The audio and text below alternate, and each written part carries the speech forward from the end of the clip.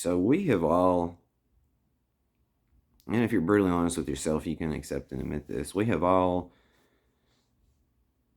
collectively and individually let trauma, hurt, and pain dictate our lives. We have let the opinions of others dictate our lives. We have let a system and a structure here that is completely bullshit dictate our lives. And from this, we have let our egos get out of hand and out of control. Myself included, obviously. So, that is something we have to adjust and fix. I've thought about this long and hard, my friend. Long and hard. And if we truly want to enjoy this experience, and we truly want to live life, actually live it, and not just exist, and be stuck in an autopilot, repetitive cycle, we have to get our shit together and heal. So,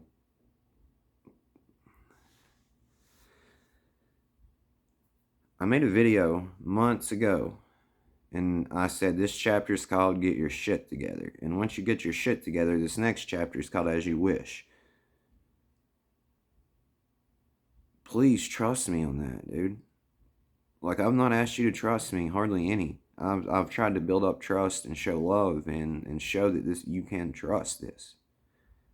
So, I feel like we're at a point now to where I can say this to you and you understand what I'm saying.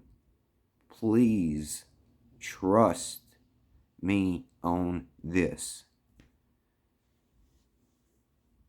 So, I've thought about this long and hard, and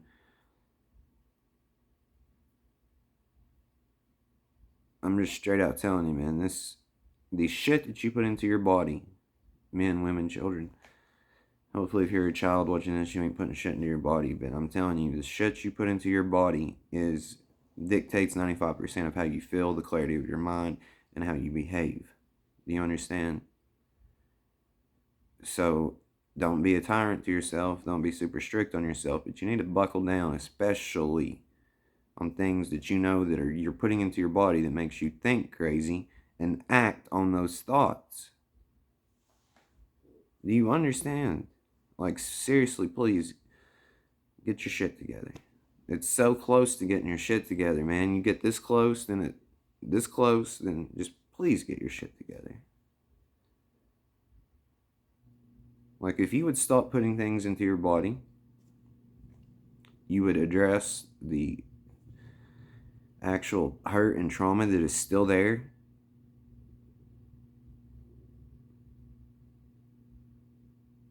Dude, your life would be 100 times better. 100 times better. So,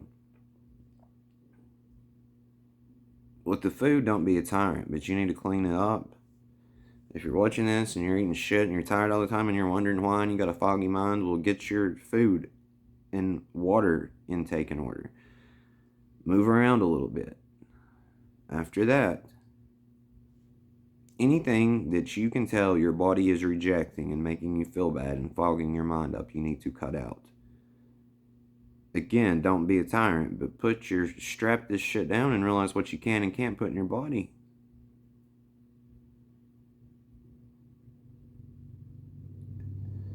And ask yourself, is it worth it anymore? Because at this point, we ain't even having fun. We're just sitting around being sick when we do this shit, dude. So, I don't know about you, but I don't want to be mentally exhausted and my mind be foggy and me be nauseous and me feel like I'm having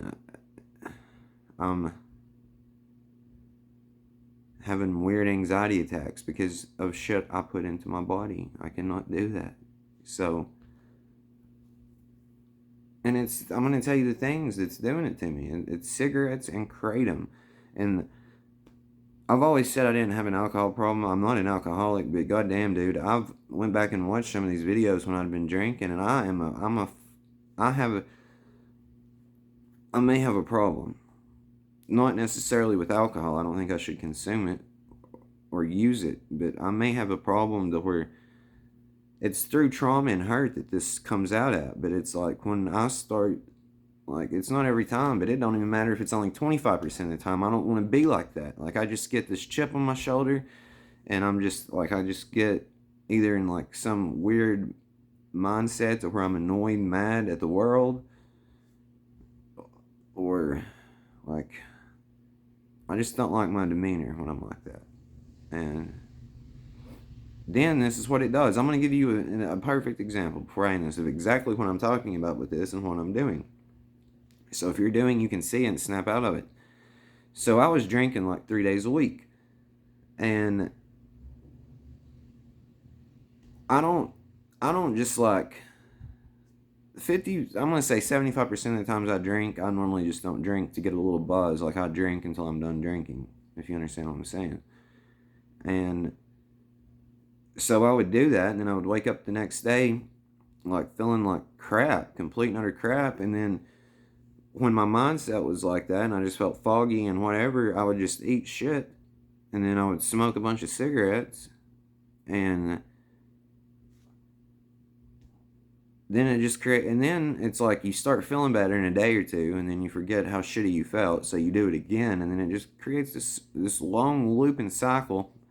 And if you are not aware of this and you can like catch it, it turns bad, man. Like, it turns bad quick. The worst things you can do is continuously eat crappy foods, not move around, put things into your body, because mental clarity is what we need to focus on in our body. Mind and body right now is what we got to fix. Healing trauma. So you just should not continue that loop. That's what I'm saying. So if you're like, I'm just telling you, all this is greatly impacting. If you're sleeping too much or too little, I would actually saying less sleep is better for you than more sleep, because the more sleep you get, if it's not whatever, you're just messing with your mind. If you're not eating properly or drinking enough water, you're just messing with your mind. If you're continuously putting things into your body that you know is messing with your mind, you're just obviously messing with your mind. And then you can start telling yourself stories, and then you start believing it is real, and you project a bunch of shit. So, but to end this, the trauma and the hurt's what we have to fix. If we can fix that if we can fix that trauma and hurt and heal, everything else is great. Now, obviously, you will need to follow that. Don't put all this crap into your body. But my claim I'm making that you're going to verify is, once you heal, I want you to do this right now. Don't wait until you've healed or whatever. Start implementing this right now. But what I'm going to tell you is, by the time you have healed, you're going to be implementing this. And then by the time you do get that way, like, your mind will be clear, you will be focused, and you will look back and realize the poison that you were putting yourself through, the punishment you were putting yourself through. And this stuff will never cross your mind again. So it's all linked back to trauma and hurt. And we have to accept and admit we've let our egos get out of control. The ego got out of control, though, due to the trauma and the hurt. But we're going to heal it and realize we were a big part of the problem. That has to be accepted and admitted. We were a big part of the problem.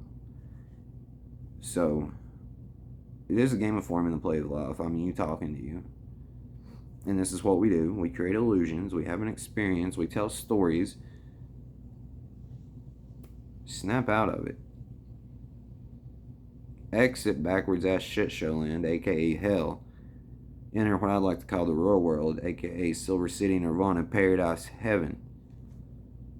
Take your mask off. Keep it off. I love you. And I'm going to say something I've not said in a long time on here. For a work of art to become truly immortal, it must escape all human limitations. That means that any preconceived notion that has been derived through A human mind, logic, intellect, or common sense must be those must be completely dissolved. Once those barriers are broken, you will return to a paradoxical state of being wide awake within a dream, aka being lucid.